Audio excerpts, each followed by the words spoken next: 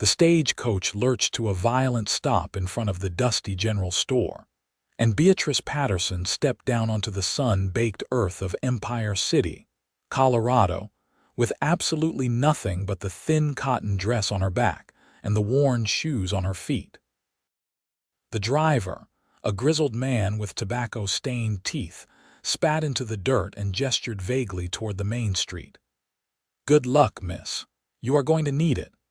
Beatrice swallowed hard, her throat parched from 3 days of travel without proper water or food. The August heat of 1878 pressed down on her like a heavy blanket, and she could feel sweat trickling down her spine beneath the faded blue dress that had once belonged to her mother. Everything else she had owned in this world had been stolen 2 days ago at a way station outside of Kansas City, when she had foolishly left her trunk unguarded to use the privy. The thieves had taken everything: her spare dresses, her mother's jewelry, the little bit of money she had saved, even the daguerreotype of her parents. She stood alone on the wooden sidewalk, watching the stagecoach rumble away in a cloud of dust. Empire City sprawled before her, a collection of weather-beaten buildings clustered along a single main street with the Rocky Mountains rising majestically in the distance. A saloon, a general store, a blacksmith, a church with a modest steeple, and perhaps a dozen other establishments lined the dusty thoroughfare. Horses stood tethered to hitching posts, their tails swishing lazily at flies. Beatrice pulled the crumpled letter from her pocket, the paper soft from repeated readings. Warren Granger. That was the name of the man who had placed the advertisement for a wife, the man who had agreed to marry her sight unseen. She had responded to his advertisement 3 months ago, back when she still had a position as a seamstress in Philadelphia. But then the factory had closed, and she had been evicted from her boarding house, and suddenly the idea of marrying a stranger in Colorado had seemed less like desperation and more like providence. "Excuse me," she said to a woman sweeping the steps of the general store. "Could you direct me to Warren Granger's property?" The woman looked up, her weathered face breaking into a warm smile. "You must be the mail-order bride. Warren mentioned you were coming. His ranch is about 3 miles north of town, but he should be here any minute now. He comes into town every Thursday afternoon for supplies." Beatrice felt a flutter of nervousness in her stomach. "Thank you. You look half dead from the journey, honey. Come inside and have some water." The kindness nearly brought tears to Beatrice's eyes. She followed the woman into the general store, where the air was marginally cooler and smelled of coffee, leather, and dried goods. The woman, who introduced herself as Martha Henderson, poured her a dipper of water from a barrel. Beatrice drank gratefully, the cool water soothing her parched throat. "I am afraid I cannot pay you for this. My belongings were stolen during the journey." Martha waved her hand dismissively. "Do not trouble yourself about that. Warren is good for it, and besides, it is just water." She studied Beatrice with shrewd but kind eyes. "You have had a rough journey, I can tell, but Warren is a good man. A bit quiet, maybe, and he has had his share of troubles, but he is honest and hardworking." Before Beatrice could respond, the door swung open and a man stepped inside. He was tall, with broad shoulders that filled out his dusty work shirt, sun-bronzed skin, and dark hair that curled slightly at the collar. His face was handsome in a rugged way, with strong features and striking green eyes that seemed to take in everything at once. He looked to be perhaps 25 or 26, not much older than Beatrice's own 22 years. "Warren," Martha said, "your bride has arrived." The man's eyes found Beatrice, and she saw surprise flicker across his face. She could only imagine what she looked like, dusty, bedraggled, wearing a dress that had seen better days. She lifted her chin, refusing to be ashamed of circumstances beyond her control. Warren removed his hat, revealing more of that dark, slightly curly hair. "Miss Patterson?" "Yes." Her voice came out steadier than she felt. "I apologize for my appearance. My trunk was stolen during the journey. I am afraid I have arrived with nothing." Something shifted in Warren's expression. His green eyes softened, and he took a step closer. When he spoke, his voice was low and earnest, with a hint of a drawl that spoke of years spent under the western sun. "You have me. That is enough." The simple words, spoken with such sincerity, made Beatrice's breath catch. She had expected disappointment, perhaps even anger that she had arrived destitute. Instead, this stranger was offering her acceptance just as she was. Warren turned to Martha. "Put together whatever Miss Patterson needs. Dresses, undergarments, shoes, toiletries, whatever a woman requires. Charge it to my account." "Warren, I cannot ask you to do that," Beatrice protested. "It is too much." He looked at her again, and she saw determination in those green eyes. "You are going to be my wife. Taking care of you is not too much. It is exactly what I should be doing." Martha was already moving around the store, gathering items. "I have 2 ready-made dresses that should fit you well enough, and I can make alterations if needed. We will get you sorted out, dear." Beatrice felt overwhelmed by the kindness of these strangers. "Thank you," she whispered. Warren gestured toward the door. "I have my wagon outside. Once Martha has gathered everything, I will take you home.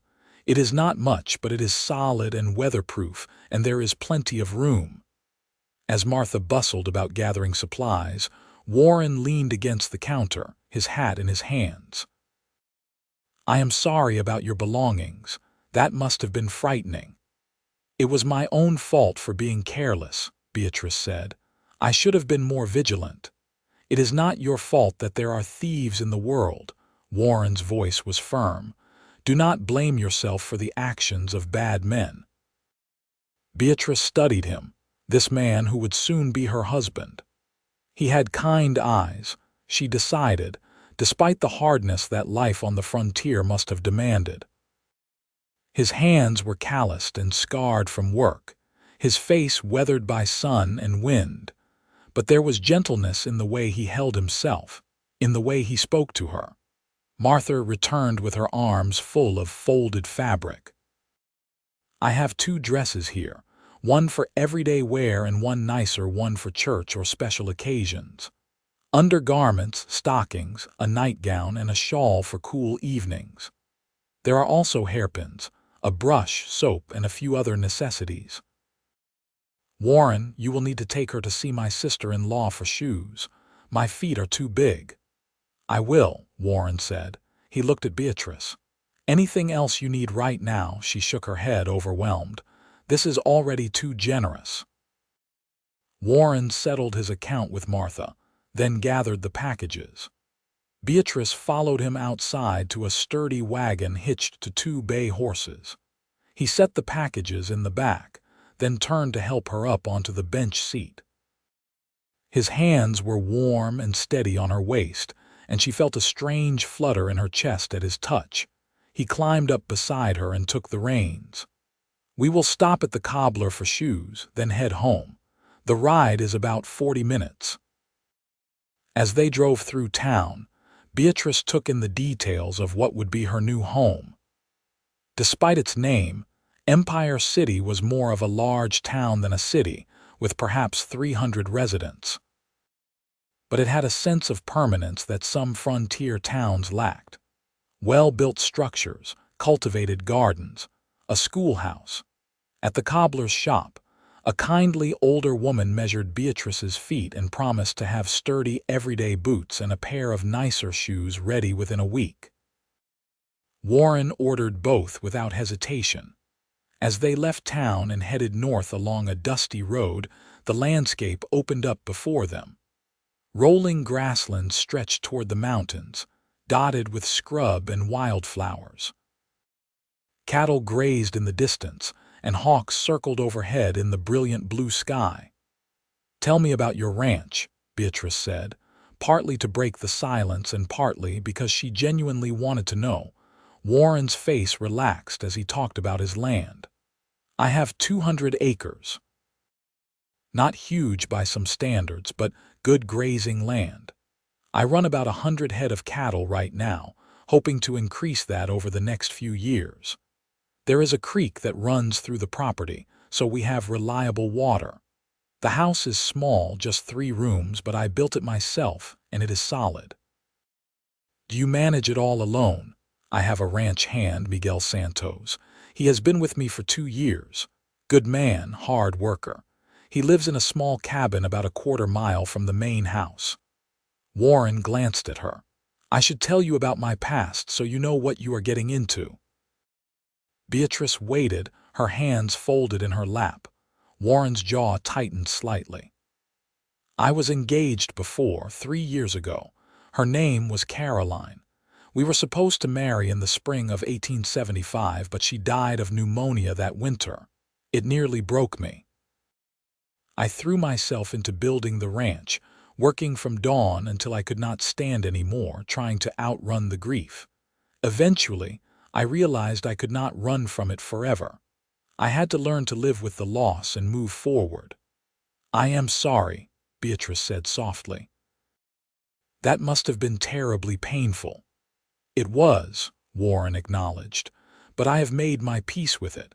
Caroline would not want me to spend my life alone and grieving. When I decided to look for a wife, I wanted to be honest about it. You deserve to know that you are not the first woman I have loved, but that does not mean I cannot love again. His honesty touched her. My parents died when I was 17, she told him. Yellow fever. I had to make my own way after that, working in a garment factory in Philadelphia. It was not an easy life, but I managed. When the factory closed 2 months ago, I had no prospects and no family to turn to. Your advertisement seemed like an answer to a prayer. Warren nodded. I am glad you answered it. I want to build something lasting here, Beatrice. A real home, a family. I hope that is what you want too. It is, she said, and realized she meant it. Despite the strangeness of the situation, despite knowing this man for less than an hour, she felt a sense of rightness about being here. The ranch appeared on the horizon. A modest wood frame house with a covered porch, a barn, a few outbuildings and fenced pastures where cattle grazed. It was simple but well maintained, and Beatrice felt a flutter of hope in her chest. This could be home. Warren pulled the wagon to a stop in front of the house. A lean man with brown skin and dark hair emerged from the barn, wiping his hands on his pants. He approached with a friendly smile. Miguel, this is Miss Beatrice Patterson, my intended, Warren said. Beatrice, this is Miguel Santos, the best ranch hand in Colorado. Miguel's smile widened. Welcome, Miss Patterson. It will be good to have a woman on the ranch again. Warren's cooking is terrible. Beatrice could not help but laugh, and she saw Warren's lips twitch with amusement. I never claimed to be a cook, Warren said. I keep us fed. That is good enough. Barely, Miguel said good-naturedly. He tipped his hat to Beatrice. If you need anything, miss, just let me know. I will leave you two to get settled. He headed back toward the barn, leaving them alone. Warren helped Beatrice down from the wagon and gathered her packages. Let me show you the house. The interior was indeed small but clean and well organized. The main room served as both kitchen and living area, with a stone fireplace, a table with 4 chairs, a few shelves holding books and supplies, and a rocking chair near the window. 2 doors led to what Beatrice assumed were bedrooms. That is my room, Warren said, gesturing to one door. This one will be yours. He opened the other door to reveal a small but adequate bedroom with a single bed, a chest of drawers, and a window overlooking the pastures. Beatrice turned to him in surprise. Separate rooms. Warren set her packages on the bed. I figured we should take some time to get to know each other before we actually marry. I am not expecting you to jump into this blindly. We can have the ceremony whenever you feel ready, whether that is tomorrow or 3 months from now." His consideration touched her deeply. Many men would have insisted on an immediate marriage, eager to claim their bride. But Warren was offering her time and choice. "That is very kind of you." "It is practical," Warren said, though his ears reddened slightly. "A marriage works better when both people actually want to be in it." "I want you to be sure about me before you commit." "What if I decide I do not want to marry you?" Beatrice asked, testing him. Warren met her eyes steadily. "Then I will pay your passage back to Philadelphia or wherever else you want to go. I will not trap you here against your will." She believed him. "I appreciate that, but I think I would like to stay, at least for now." Relief flickered across Warren's face. "Good, I am glad. Now you must be hungry. Let me make us some supper. Fair warning, it will not be fancy." Supper turned out to be beans, bacon, and cornbread. Simple but filling. As they ate at the small table, Beatrice asked more questions about the ranch, and Warren told her about his daily routine, his plans for expanding the herd, his hopes for the future. "I want to build a bigger house eventually," he said. "One with a proper parlor and enough bedrooms for children, but that is a few years off yet. First, I need to make the ranch more profitable." "It sounds like you have it all planned out," Beatrice observed. "I have learned that having a plan helps, though life has a way of throwing unexpected things at you," Warren said with a slight smile. "Like mail-order brides arriving with nothing but the dresses on their backs." "I am sorry about that," Beatrice said. "I know you must have expected someone who could contribute more to the household." Warren shook his head firmly. "Stop apologizing for things that are not your fault. You are here. You are willing to give this a chance. That is more than enough." As the sun set, painting the sky in brilliant shades of orange and pink, Warren showed Beatrice around the property. He introduced her to the horses, showed her the chicken coop where a dozen hens roosted, and pointed out the vegetable garden that was struggling somewhat from neglect. "I am not much of a gardener," he admitted. "Maybe you will have better luck with it." "I can try," Beatrice said. "My mother had a small garden when I was young. I remember some of what she taught me." As darkness fell, Warren lit lanterns in the house. The soft glow created an intimate atmosphere that made Beatrice hyper-aware of the fact that they were alone together, unmarried in this small house. It was improper, but then again, this whole situation was unconventional. Warren seemed to sense her discomfort. "I rise before dawn to start the day's work," he said. "I will try to be quiet so I do not wake you. If you need anything during the night, just call out. I am a light sleeper." "Thank you," Beatrice said, "for everything, for your kindness and your patience." "You do not need to thank me for treating you decently," Warren said. "That should be expected, not exceptional." That night, lying in the small bed in her new room, Beatrice listened to the unfamiliar sounds of the Colorado night. Crickets chirping, cattle lowing in the distance, the whisper of wind through grass. It was so different from the noise of Philadelphia, from the rattle of carriages on cobblestone streets and the constant hum of human activity. Here, the world felt vast and open, full of possibility. She thought about Warren, about his green eyes and his gentle manner, about the way he had looked at her and said, "You have me. That is enough." She did not love him yet, but she thought she could learn to love him. There was something solid and dependable about him, something that made her feel safe for the first time in a very long while. The next morning, Beatrice woke to find Warren already gone. Sunlight streamed through the window, and she could hear the sound of someone moving around in the main room. She dressed quickly in one of the new dresses Martha had provided, a simple calico print in shades of brown and cream, and braided her long blonde hair. In the main room, she found Miguel building up the fire in the stove. He looked up with a smile. "Good morning, Miss Patterson. Warren asked me to start breakfast. He is out checking on the cattle. Please call me Beatrice," she said. "And I can handle breakfast. You have work to do." Miguel looked relieved. "I will not argue with that. There are eggs from the chickens, bacon, and flour for biscuits if you are so inclined." After Miguel left, Beatrice set about making a proper breakfast. She had learned to cook out of necessity in Philadelphia, making do with limited ingredients and a hot plate in her boarding house room. This kitchen was far better equipped, with a good stove and basic supplies. She made bacon and eggs, biscuits that were not quite as fluffy as she would have liked but were serviceable, and coffee that she made strong the way she had learned factory workers preferred it. Warren came in just as she was setting the table. He stopped in the doorway, taking in the scene, and something soft crossed his face. "This smells amazing." "It is just a simple breakfast," Beatrice said, suddenly shy.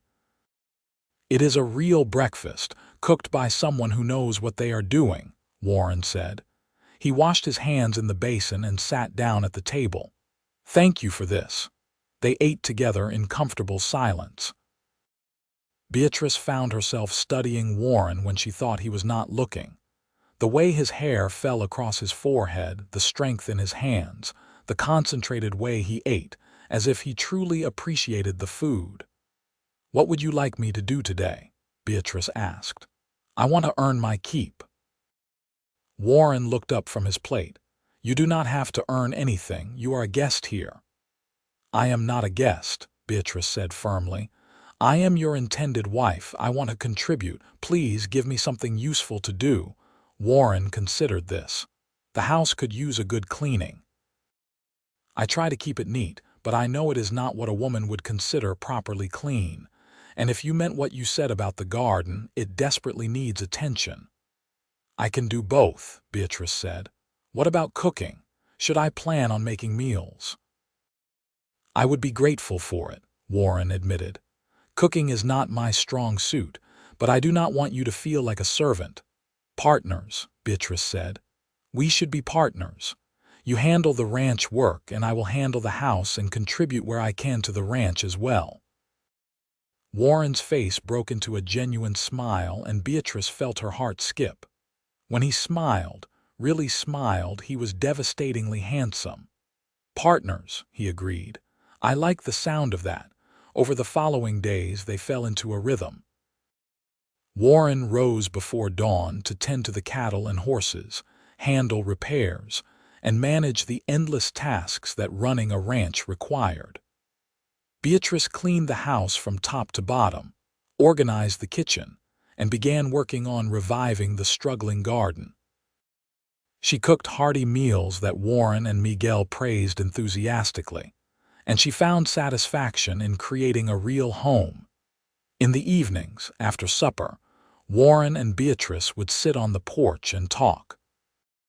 He told her about growing up in Missouri, about his father teaching him to ride and rope, about his decision to come west and start his own ranch. She told him about her childhood in Philadelphia, about her mother's skill with a needle and her father's love of books, about the loneliness of making her way alone after they died. "I wish I could have met them," Warren said one evening as they watched the sun set over the mountains. "They sound like good people." "They were," Beatrice said softly. "I miss them every day, but the pain has dulled over time. I think that is how grief works. It never truly goes away, but it becomes something you can live with." Warren nodded. "That has been my experience with Caroline. The first year was unbearable. I could not imagine ever being happy again. But slowly, life became bearable, then tolerable, then occasionally even good. I learned that I could honor her memory while still moving forward with my life." "Do you think she would have liked me?" Beatrice asked, surprising herself with the question. Warren turned to look at her, his green eyes serious.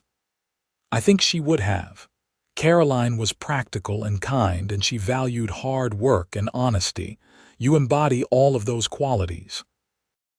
A week after Beatrice's arrival, Warren drove her into town to pick up her shoes and to attend church on Sunday. Beatrice wore the nicer of her two dresses, a deep blue cotton with white trim that Martha had selected. Warren had insisted she take his mother's shawl, a beautiful woven piece in shades of cream and brown. At the church, a modest white building with a simple steeple, they were greeted warmly by the congregation. Beatrice met the pastor, Reverend Thomas Walsh, and his wife Dorothy, along with what seemed like dozens of other townspeople. Everyone was curious about Warren's mail-order bride, but their interest seemed friendly rather than judgmental.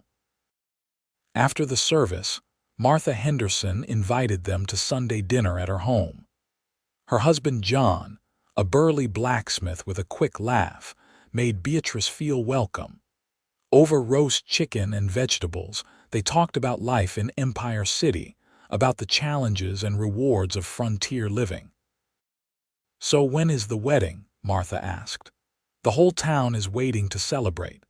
Beatrice glanced at Warren, unsure how to answer. Warren reached over and took her hand, his calloused fingers warm against hers. "We are still getting to know each other. There is no rush." "Smart man," John said, nodding approvingly. "A good foundation makes for a strong marriage." On the drive back to the ranch, Warren kept glancing at Beatrice. Finally, he spoke. "I know you said you wanted time, and I meant what I said about no pressure. But I want you to know that I am ready whenever you are. These past 2 weeks with you have been the best I have had in years. You have brought life back into that house, into my life. I think we could be happy together." Beatrice's heart raced. She had been thinking the same thing. Every day, she found herself drawn more to this kind, hard-working man. She loved the way he treated her with respect, the way he made her laugh with his dry observations about life, the way he listened when she spoke as if her words truly mattered. "I think we could be happy too," she said quietly. "I know it has only been 2 weeks, but I feel like I know you. Or at least, I know the parts of you that matter. You are kind and honest and hardworking. You treat me like a partner, not like property. That means more to me than you know." "So are you saying you would like to move forward with the wedding?" Warren asked, hope clear in his voice. Beatrice took a deep breath. "Yes, I would like that very much." Warren pulled the wagon to a stop right there on the road. He turned to face her fully, his green eyes searching hers. "Are you sure? I do not want you to feel rushed." "I am sure," Beatrice said, and she was. "I came here to marry you, Warren. I am ready to make that commitment." Warren's face broke into a brilliant smile. Then, slowly, giving her time to pull away if she wanted, he leaned in and kissed her. It was gentle and sweet, a promise of things to come, and Beatrice felt warmth spread through her entire body. When they pulled apart, both of them were smiling. "I will talk to Reverend Walsh tomorrow," Warren said. "We can have the ceremony next Sunday if that suits you." "That sounds perfect," Beatrice said. The week leading up to the wedding passed in a flurry of preparation. Martha helped Beatrice alter the nicer blue dress to make it more suitable for a wedding. Dorothy Walsh offered to make a small cake. Miguel cleaned and polished everything in the house until it shone. Warren rode into town multiple times to make arrangements, looking both nervous and excited. On Saturday evening, the night before the wedding, Warren asked Beatrice to take a walk with him. They strolled toward the creek that ran through his property, the setting sun painting the sky in brilliant colors. "I have something for you," Warren said. He pulled a small box from his pocket and opened it to reveal a simple gold ring.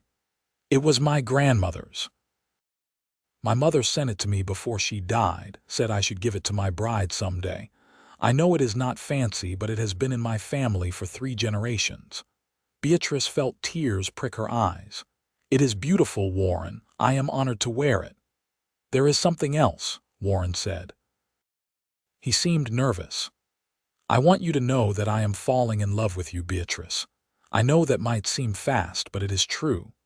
The way you laugh, the way you tackle every challenge without complaining, the way you have made my house into a home, it has all made me realize what I have been missing. I do not expect you to feel the same way yet, but I wanted you to know where my heart is." Beatrice reached up and touched his face, feeling the slight stubble on his jaw. "I am falling in love with you too," she whispered. "I think I started falling the moment you said you have me. That is enough. No one has ever made me feel so valued just for being myself." Warren pulled her close, holding her against his chest. She could hear his heart beating, steady and strong. "I will spend the rest of my life making sure you know how valuable you are," he promised. They kissed again, this time with more passion, and Beatrice felt desire stir within her. Tomorrow they would be married, and tomorrow night they would truly become husband and wife.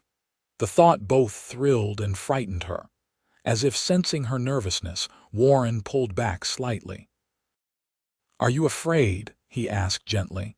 "A little," Beatrice admitted. "I have never been with a man before. I do not know what to expect." "I will be gentle," Warren promised. "We will go at your pace. If you need me to stop or slow down, just tell me. Your comfort and happiness matter more to me than anything else." His words reassured her. "Thank you for being so patient with me." "Always," Warren said, pressing a kiss to her forehead. The wedding day dawned clear and bright. Beatrice woke early, her stomach full of butterflies. Martha arrived with Dorothy to help her prepare, bringing flowers from their gardens to weave into her hair. "You look beautiful," Martha said, standing back to admire her work. "Warren is a lucky man." "I think I am the lucky one," Beatrice said. The ceremony took place in the church at noon. The building was packed with townspeople, all eager to witness the wedding. Beatrice walked down the aisle alone, but she did not feel lonely. At the front of the church, Warren waited in his best suit, his eyes fixed on her with such love and devotion that it took her breath away. Reverend Walsh conducted a simple but meaningful ceremony. When it came time for the vows, Warren's voice was strong and sure as he promised to love, honor, and cherish Beatrice for all his days. Beatrice's voice trembled slightly, but did not waver as she made the same promises. "I now pronounce you husband and wife," Reverend Walsh said with a smile. "Warren, you may kiss your bride." Warren cupped Beatrice's face in his hands and kissed her tenderly, and the church erupted in cheers and applause. The celebration continued at the church hall, where tables had been set up with food and drink. There was music and dancing, laughter and congratulations. Beatrice found herself swept up in the joy of it all, dancing with Warren and then with various townspeople who wanted to welcome her properly to the community. As the sun began to set, Warren leaned close and whispered, "Ready to go home, Mrs. Granger." Hearing herself called by her new name sent a thrill through Beatrice. "Yes," she said, "I am ready." They said their goodbyes and drove back to the ranch under a sky full of stars. Miguel had made himself scarce for the evening, leaving them alone. Warren helped Beatrice down from the wagon and then, to her surprise, swept her up into his arms. "What are you doing?" she asked, laughing. "Carrying my bride over the threshold," Warren said. "It is tradition." He carried her into the house and set her gently on her feet in the main room. Someone, probably Miguel, had lit lanterns and left a bottle of wine with 2 glasses on the table. Warren poured them each a glass. "To us," he said, raising his glass. "To our life together." "To us," Beatrice echoed, clinking her glass against his. They sipped the wine, and Beatrice felt her nervousness return. Warren must have noticed because he set down his glass and took her hand. "We do not have to rush anything," he said gently. "I know you are nervous." "I want to be a proper wife to you," Beatrice said. I am just not sure what to do." Warren smiled. "Let me show you." He led her to his bedroom, which he had clearly prepared for this night. Fresh sheets on the bed, more lanterns casting a soft glow, and wildflowers in a jar on the dresser. It was simple but romantic. Warren kissed her slowly, taking his time, letting her relax into his embrace. His hands were gentle as he helped her out of her dress, his touch reverent as he explored her body. Beatrice had been told that the marriage bed was something to be endured, a duty wives performed for their husbands. But as Warren laid her down on the bed and covered her body with his, as he whispered words of love and encouragement, as he moved with her in an ancient rhythm, she discovered that it could be so much more. It could be connection and intimacy and pleasure. Afterward, they lay tangled together, Warren's arms wrapped around her, her head on his chest. "Are you all right?" Warren asked, pressing a kiss to her hair. "Better than all right," Beatrice said. "That was wonderful." She could hear the smile in his voice. "It will get even better as we learn each other."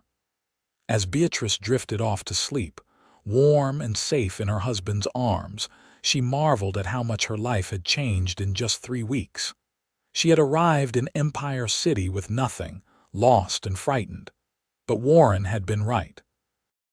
She had him, and that truly was enough. The first months of their marriage were a time of adjustment and deepening love.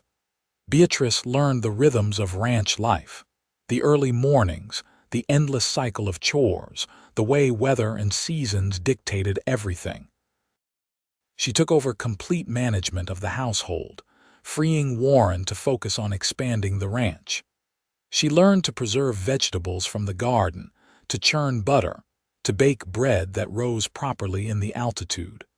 Warren taught her to ride so she could accompany him around the property. At first, Beatrice was terrified of the large horse, but Warren was patient, showing her how to mount and dismount, how to hold the reins, how to communicate with the animal.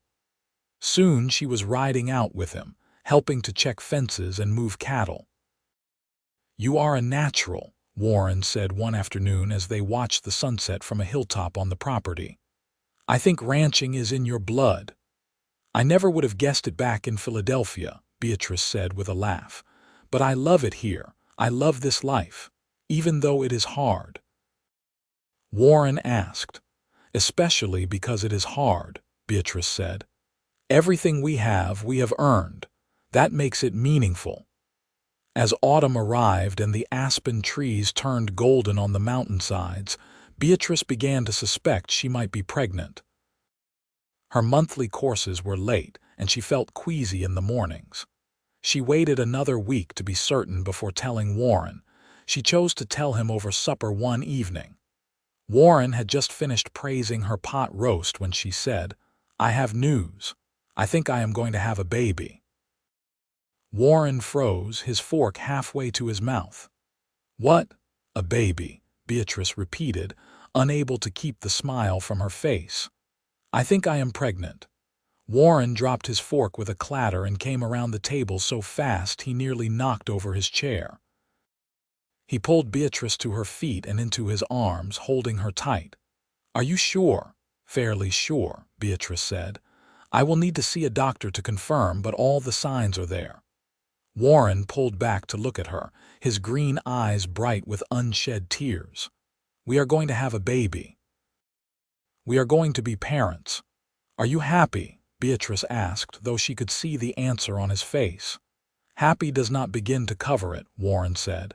He kissed her deeply, then dropped to his knees and pressed his ear to her still flat stomach. "Hello in there, little one. This is your papa. I already love you so much." Beatrice ran her fingers through his hair, overwhelmed with love for this man. The doctor in Empire City confirmed the pregnancy a week later. Beatrice was due in late May or early June.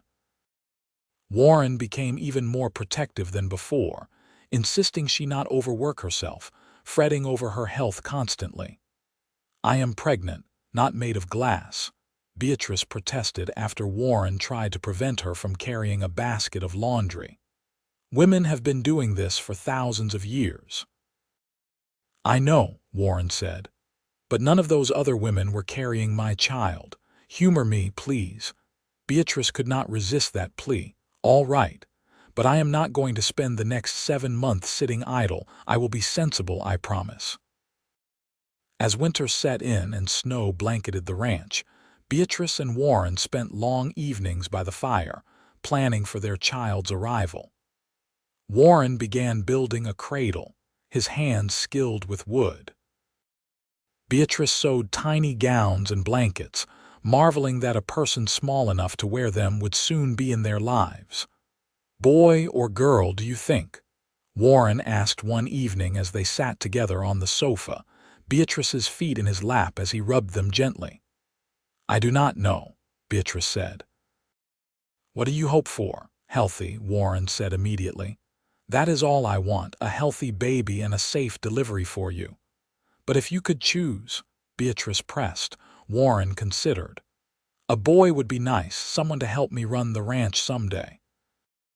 But a girl would be wonderful too, especially if she has your spirit and your beautiful smile. We might have both eventually, Beatrice said. I would like a large family if we are blessed with one. As many children as you want, Warren agreed. Our house will be full of noise and laughter. Christmas was a small celebration, just the three of them. Warren, Beatrice, and Miguel, who had become like family. Beatrice cooked a feast, and they exchanged simple gifts. Warren gave Beatrice a beautiful leather-bound journal for recording her thoughts and the baby's milestones. She gave him a new hat that she had ordered specially from a catalog. Miguel received warm gloves that Beatrice had knitted. As the new year of 1879 began, Beatrice's belly began to swell noticeably. Warren could not keep his hands off her growing stomach, constantly talking to the baby, telling it about the ranch, about all the things they would do together. In March, a late winter storm hit, dumping 2 feet of snow on the ranch. Warren and Miguel worked around the clock to make sure the cattle survived, breaking ice on water troughs, distributing hay. Beatrice kept hot food and coffee ready at all hours, worrying about Warren out in the brutal cold. On the 3rd night of the storm, Warren came in nearly frozen. Beatrice helped him out of his icy clothes and into a hot bath, then bundled him by the fire with warm blankets and hot soup. You are going to make yourself sick, she scolded, her hands running through his damp hair. The cattle needed me, Warren said, his teeth still chattering. I could not let them suffer. You are a good man, Beatrice said, kissing his forehead, but you are no good to the cattle if you freeze to death. Promise me you will be more careful. I promise, Warren said, pulling her as close as her pregnant belly would allow. I have too much to live for now. As spring arrived and the snow melted, revealing green grass beneath, Beatrice's due date approached. The doctor had told her to expect the baby in late May, but Beatrice felt ready for it to arrive any time. She was large and uncomfortable, unable to sleep properly, waddling more than walking. Warren became increasingly anxious as the due date neared. He arranged for Dorothy Walsh to come stay at the ranch 2 weeks before the baby was expected, and he made sure the doctor knew to come immediately when summoned. On May 20th, Beatrice woke in the early morning hours with a sharp pain in her lower back. She lay still for a moment, wondering if it was just another of the false alarms she had been having. But then another pain came, stronger this time, and she knew. Warren, she said, shaking his shoulder. It is time. Warren jolted awake. What, are you sure? The pains have started, Beatrice said, trying to stay calm even as fear gripped her. Women died in childbirth all the time. What if something went wrong? Warren seemed to sense her fear. He took her face in his hands and looked into her eyes. You are strong, Beatrice. You are going to do this, and I am going to be right here with you the whole time. You are not alone." His confidence steadied her. "All right, we should wake Dorothy and send Miguel for the doctor." The next hours were a blur of pain and effort. Dorothy proved to be calm and capable, coaching Beatrice through the contractions while Warren held her hand and whispered encouragement. The doctor arrived and took over, and as the sun began to set, Beatrice gave one final push and heard the most beautiful sound in the world, her baby's first cry. "It is a boy," the doctor announced, placing the squirming, red-faced infant on Beatrice's chest. "A healthy baby boy." Beatrice looked down at her son, at his tiny, perfect fingers and his shock of dark hair, and felt love so intense it was almost painful. Warren was crying openly, his hand gentle on the baby's head. "He is perfect," Warren whispered. "You did it, Beatrice. You were so brave." They named him William Patrick Granger after Warren's father and Beatrice's father. Little William, or Billy as they quickly began calling him, was a good baby, eating and sleeping on a fairly regular schedule. Warren was besotted, spending every free moment holding his son, talking to him, showing him around the ranch. "He cannot understand you yet," Beatrice said with amusement, watching Warren give Billy a tour of the barn. "He will eventually," Warren said. "I am just getting him used to my voice." Miguel proved to be surprisingly good with the baby, making Billy laugh with silly faces and volunteering to watch him so Warren and Beatrice could have time alone together. As summer turned to fall and Billy grew from a tiny newborn into a chubby, smiling infant, Beatrice reflected on how completely her life had transformed. Just over a year ago, she had stepped off that stagecoach with nothing but the dress on her back, scared and uncertain. Now she had a home, a husband she loved deeply, and a beautiful son. She had everything she could ever want. The ranch prospered over the next few years. Warren's careful management paid off, and the herd grew steadily. They were able to hire another ranch hand, a young man named Tom who worked hard and learned quickly. Warren began plans for the bigger house he had talked about, one with room for their growing family, because their family was growing. In the spring of 1881, Beatrice gave birth to their second child, a daughter they named Caroline Beatrice, after Warren's first love and Beatrice herself. Warren had hesitated over the name Caroline, not sure if it was appropriate, but Beatrice insisted. "She was part of your life, part of what made you the man I fell in love with," Beatrice said. "It is right to honor her memory." Little Carrie was different from Billy, more vocal, more demanding, with blonde hair like her mother and green eyes like her father. Billy, now 2 years old, was fascinated by his baby sister, always wanting to help care for her. The new house was completed in the summer of 1882, a large 2-story structure with a proper parlor, a big kitchen, 4 bedrooms, and a wide front porch. Miguel and Tom helped them move, and Beatrice spent weeks making the new house into a home, hanging curtains, arranging furniture, planting flowers around the porch. "This is better than I ever imagined," Warren said, standing with Beatrice on the porch on their first evening in the new house, watching Billy chase fireflies while Carrie slept in her mother's arms. "You built this," Beatrice said. "You built all of this, the house, the ranch, our family." "I am so proud of you." Warren put his arm around her shoulders. "We built it together. I could not have done any of this without you." In 1883, Beatrice discovered she was pregnant again. This time, the pregnancy was harder. She was sick for months, unable to keep much food down. Warren worried constantly, but Beatrice remained optimistic. "Some pregnancies are just harder than others," she said. "I will be fine." She was right.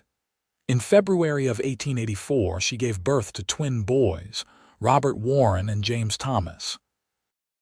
The twins were healthy and strong, and if they were a handful, Beatrice and Warren were more than ready for the challenge. Billy, now 5, and Carrie, nearly 3, were excited to have not one but 2 new siblings. The house that had seemed so large now felt comfortably full. There were always children laughing and playing, always noise and activity. Warren hired a woman from town, Mrs. Sarah Mitchell, to help Beatrice with the children and the housework several days a week. Miguel married a kind woman named Rosa, and they built a small house on the property and started their own family. As the years passed, the Granger Ranch became one of the most successful in the area. Warren's reputation for honesty and quality cattle spread, and he was able to command premium prices for his stock. But success never changed him. He remained the same kind, hard-working man Beatrice had married, devoted to his family and his land. Beatrice found purpose and joy in raising their children, in managing their home, and in being an active part of the ranch. She learned to keep books, tracking expenses and income with careful precision. She organized social events, bringing the community together. She taught Sunday school at the church and helped new arrivals to Empire City get settled. Billy grew into a serious, responsible boy who loved the ranch and often followed his father around, learning everything he could. Carrie was spirited and independent, with a love for horses that surpassed even Warren's. The twins were mischievous and inseparable, always getting into some kind of trouble together. In 1888, when Beatrice was 32 and Warren was 35, they sat on their porch one evening watching their children play in the yard. Billy was 12 now, tall and lanky, helping the younger ones build a fort from sticks. Carrie, at 10, was directing operations with the authority of a general. The twins, now 4, were mostly just getting in the way but having a wonderful time doing it. "You ever think about that day you arrived?" Warren asked, his hand finding Beatrice's as it always did. "Sometimes," Beatrice said. "I was so scared, so uncertain about everything. I had lost everything I owned and I was coming to marry a stranger in a strange place." "You were braver than you knew," Warren said, "coming all this way, trusting that things would work out." "I trusted you," Beatrice corrected. "From the moment you said you have me, that is enough. I knew I could trust you, and you have proven me right every single day since." Warren raised her hand to his lips and kissed it gently. "You have given me everything, Beatrice. A home, a family, a reason to get up every morning with joy in my heart. I love you more now than I did the day we married, and I did not think that was possible." "I love you too," Beatrice said, leaning her head on his shoulder. "More than words can say." As the sun set over their land, painting the mountains in shades of purple and gold, Beatrice thought about the journey that had brought her here. She had arrived with nothing tangible, but Warren had been right. She had him, and that had been enough. Together, they had built a life rich in love, purpose, and meaning. Their children would grow up and eventually leave to start their own lives. Billy would take over the ranch, marrying a sweet girl from town and giving Warren and Beatrice their first grandchildren. Carrie would marry a cattle buyer from Denver and move to the city, though she would visit often with her own growing family. The twins would go into business together, opening a successful general store in Empire City. But all of that was still to come. For now, Beatrice was content to sit on her porch with the man she loved, watching their children play in the fading light, grateful for every moment of the life they had created together. Years continued to pass in a comfortable rhythm. The ranch prospered further, and Warren was able to purchase adjacent land, expanding their property to 500 acres. He hired more help, freeing himself to spend more time with his family. He taught his children to ride, to rope, to work hard and treat others fairly. Beatrice watched her children grow with a mixture of pride and bittersweet awareness of how quickly time passed. She documented their lives in the leather-bound journal Warren had given her that first Christmas, filling page after page with stories and memories. In 1892, when Billy was 16, he began courting Anna Henderson, the daughter of John and Martha Henderson. Warren and Beatrice approved wholeheartedly. Anna was a sweet, hard-working girl who clearly adored Billy. When Billy asked for permission to marry Anna once she turned 18, Warren agreed on the condition that Billy finish his education first. "I want you to have more learning than I had," Warren told his son. "The world is changing, and a smart rancher needs to understand business and numbers." Billy agreed, and he worked even harder at his studies. In 1894, at the age of 18, he married Anna in the same church where Warren and Beatrice had wed. The young couple moved into a small house Warren built for them on the ranch property, and Billy began taking on more responsibility for the day-to-day operations. Carrie proved to be more challenging as she entered her teenage years. She chafed against the restrictions placed on young women, wanting to be treated the same as her brothers. She learned to rope and brand alongside the ranch hands, much to the horror of some of the more traditional townspeople. "Let them talk," Warren said when Beatrice worried about Carrie's reputation. "She has spirit, just like her mother. I would not want to dim that light just to satisfy people's narrow expectations." When Carrie was 17, she met Daniel Morrison, a cattle buyer from Denver who came to the ranch on business. He was 22, educated and immediately smitten with the spirited blonde, who could discuss cattle prices and breeding lines with the knowledge of someone twice her age.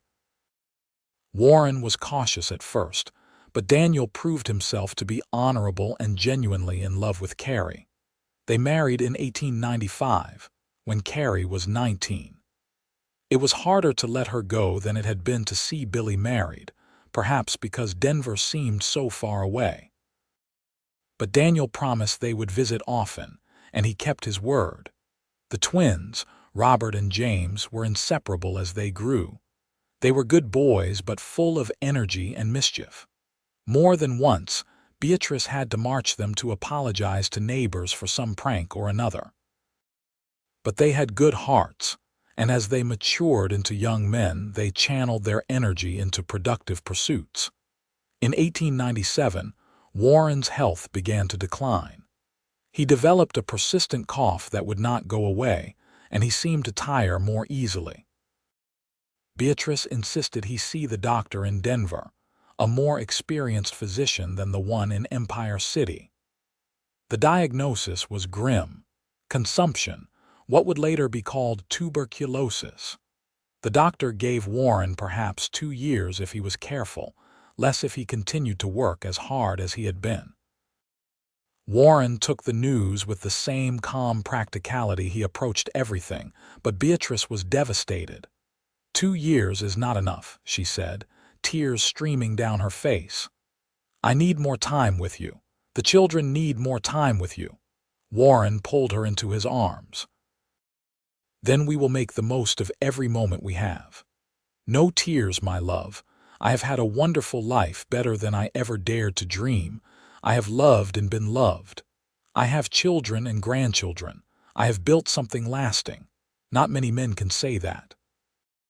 Beatrice tried to be strong, but the thought of losing Warren was almost unbearable.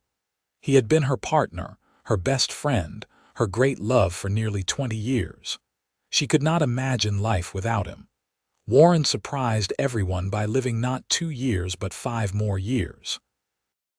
He slowed down, letting Billy take over most of the ranch operations, but he remained active and engaged with life.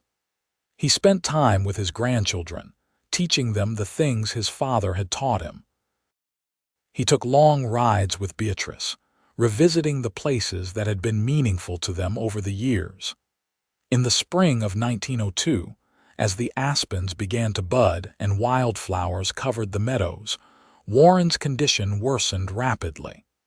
He took to his bed, and Beatrice rarely left his side. All their children came home. Billy and Anna with their 3 children, Carrie and Daniel with their 2, and the twins, now 18, and about to embark on their business venture. On a warm May evening, with Beatrice holding one hand and Billy holding the other, surrounded by the family he had built and loved so well, Warren Granger passed peacefully from this world. Beatrice felt as though a part of her had died with him. The man who had greeted her with nothing but kindness when she arrived with nothing to her name, the man who had loved her completely and built a life with her beyond her wildest dreams, was gone. The funeral was attended by hundreds of people. Warren had been respected and loved throughout the county, known for his fairness, his honesty, and his generosity. Beatrice stood at his graveside in the church cemetery, accepting condolences, feeling numb in the weeks after Warren's death. Beatrice struggled to find her footing. The house felt empty without him, even though it was still full of the normal activity of daily life. She would turn to tell him something and remember he was not there. She would reach for him in the night and find only cold sheets. Billy tried to convince her to move in with him and Anna, but Beatrice refused. "This is my home," she said. "Your father and I built it together. I am not leaving it." Slowly, Beatrice found her way forward. She threw herself into helping Billy manage the ranch, using the business skills she had developed over the years. She spent time with her grandchildren, telling them stories about their grandfather. She wrote in her journal, recording memories of Warren so they would never be lost. Anna gave birth to another baby, a boy they named Warren in honor of his grandfather. Beatrice held little Warren and cried, grateful that her husband's name would live on. Carrie visited more frequently, bringing her children to spend summers at the ranch. The twins launched their general store and it prospered, becoming a central gathering place in Empire City. They eventually married twin sisters from a neighboring town, which everyone agreed was perfectly fitting. Beatrice lived another 23 years after Warren's death, dying peacefully in her sleep in 1925 at the age of 69.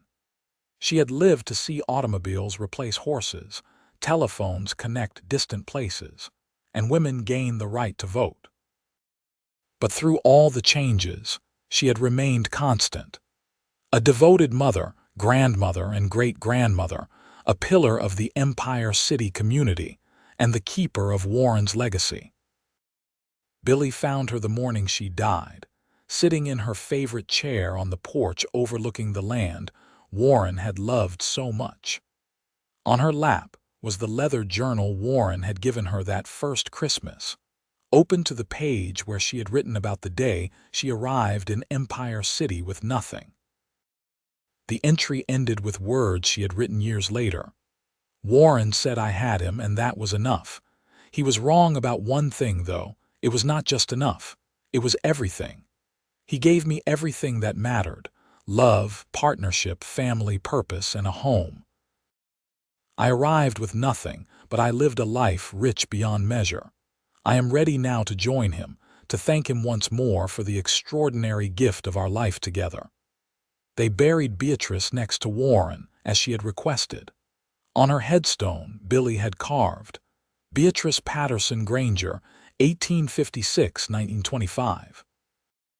Beloved wife, mother, grandmother, and friend. She arrived with nothing but love and left a legacy that will endure forever." The ranch remained in the Granger family for generations, passed down from parent to child, a testament to what Warren and Beatrice had built together. Their descendants thrived, carrying forward the values of hard work, honesty, and devotion to family that Warren and Beatrice had embodied. And though the years passed and the world changed, the story of the mail-order bride who arrived with nothing and the cowboy who told her, "You have me," That Is Enough lived on, told and retold as an example of love, courage, and the power of two people building something meaningful together against all odds.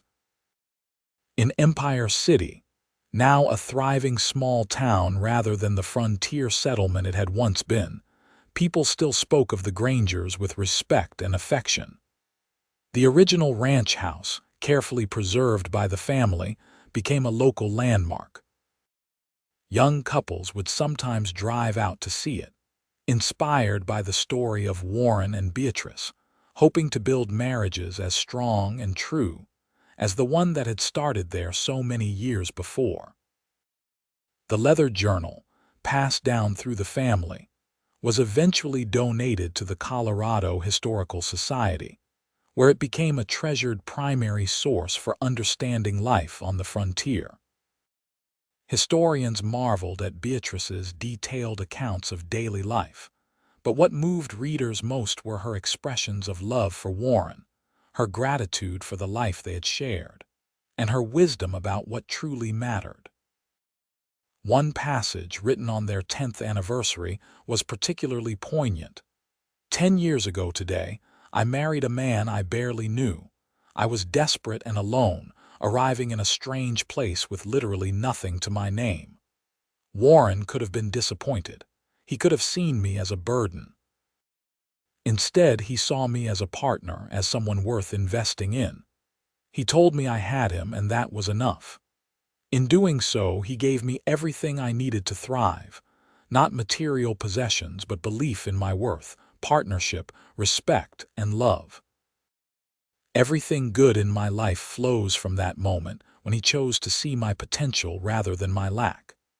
I pray our children will find partners who see them that way, who value them for who they are rather than what they bring. The twins, Robert and James, both lived long lives and remained as close as they had been in childhood. Their general store became a chain of stores throughout Colorado, bringing prosperity to the entire family. But both men insisted that their success came not from their business acumen, but from the values their parents had instilled in them. "Our father taught us to work hard and treat people fairly," Robert told a newspaper reporter on his 70th birthday in 1949. "Our mother taught us that how you treat people matters more than how much money you make." Together, they showed us what a good marriage looks like, what it means to be partners in the truest sense. Everything we have accomplished comes from those lessons. Carrie, who moved to Denver but never forgot her ranch roots, became an advocate for women's rights and education. She used the inheritance from her parents to establish scholarships for young women from rural areas to attend college, wanting to give other girls the opportunities she had been given.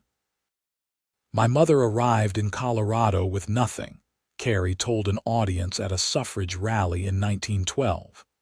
"But she had courage, intelligence, and determination. She built a life through her own efforts and her partnership with my father. Every woman has that same potential if given the opportunity. We must create a world where women are valued for their capabilities, not limited by outdated notions of what they can or cannot do." Billy, who took over the ranch and expanded it further, was known throughout Colorado as one of the most successful ranchers in the state. But he never forgot the lessons his parents had taught him about what truly mattered. When asked the secret of his success, he would say, "My father built this ranch through hard work and smart decisions, yes. But what made him successful in the ways that really count was how he treated people. He was fair to his workers, honest in his dealings, and devoted to his family. My mother was the same. They showed me that success without integrity is meaningless, and wealth without love is poverty." As the 20th century progressed, and the world changed in ways Warren and Beatrice could never have imagined, their story remained a touchstone for their descendants. In times of difficulty, family members would remind each other. Grandmother arrived with nothing, and she and grandfather built all of this. We can overcome our challenges too. The values Warren and Beatrice had lived became family traditions, passed down carefully through the generations. Hard work, honesty, treating others with respect, the importance of family, and the belief that love and partnership could overcome any obstacle. These were the Granger family values, and they shaped each new generation. In 1978, exactly 100 years after Beatrice arrived in Empire City, the Granger family held a reunion at the original ranch. Over 200 descendants of Warren and Beatrice gathered to celebrate their legacy. They toured the preserved house, read excerpts from Beatrice's journal, and shared stories about these two people who had started with nothing but each other and built something that endured. The oldest person present was Billy's daughter Margaret, then 92 years old. She stood before the assembled family and spoke about her grandparents, whom she had known well. "I was 12 when grandfather died," Margaret said, her voice still strong despite her age. "I remember him as a kind, gentle man who always had time for his grandchildren. He would take us riding and tell us stories about building the ranch, about the early days in Empire City. But what I remember most is how he looked at grandmother. Even when they were old, even after decades of marriage, he looked at her with such love and respect. It made me understand what I should look for in a husband." Margaret paused, emotion evident in her face. Grandmother lived another 23 years after grandfather died, and she never remarried. People would ask her if she wanted companionship, and she would say, "I had the love of my life. I am content with my memories and my family." She told me once that marrying grandfather was the best decision she ever made, that everything good in her life came from that choice. The youngest person present, a great-great-great-grandchild of Warren and Beatrice, asked Margaret, "Did they ever fight?" Margaret laughed. "Oh yes, they were both strong-willed people. But grandmother told me that she and grandfather had agreed early in their marriage never to go to bed angry. They would stay up, sometimes half the night, talking things through until they reached understanding. She said marriage was work, but it was the best kind of work, the kind that enriched your life rather than depleting it." As the reunion continued, with food and laughter and the joy of family connection, the spirit of Warren and Beatrice seemed to hover over the gathering. They had started with nothing but each other, but they had created something that would endure long after they were gone. Not just a successful ranch or material wealth, but a family bound by love and shared values, a legacy of integrity and devotion. And in the end, that was the true story of the mail-order bride who arrived with nothing and the cowboy who told her she had him, and that was enough. It was not really a story about material poverty or wealth. It was a story about the riches that come from love, partnership, commitment, and the courage to build something meaningful together. It was a story that proved that when two people truly commit to each other, when they value each other and work together toward common goals, they can overcome any obstacle and create something beautiful that will endure for generations. As the sun set over the Colorado mountains that day in 1978, casting the same golden light that Warren and Beatrice had watched so many times, their descendants stood together on the porch of the house the couple had built, bound by blood and love, and the inspiring example of two people who had proven that love truly was enough.